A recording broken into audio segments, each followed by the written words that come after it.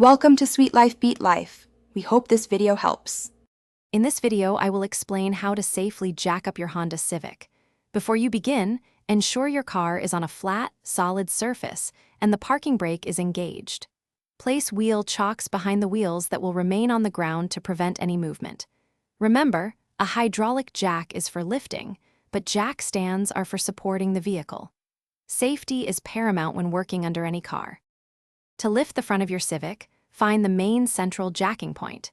It's typically a reinforced area behind the engine's skid plate, requiring a low-profile jack for some models.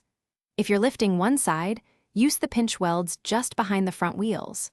Once the car is lifted, place your jack stands under the front subframe or the reinforced pinch welds for stable support.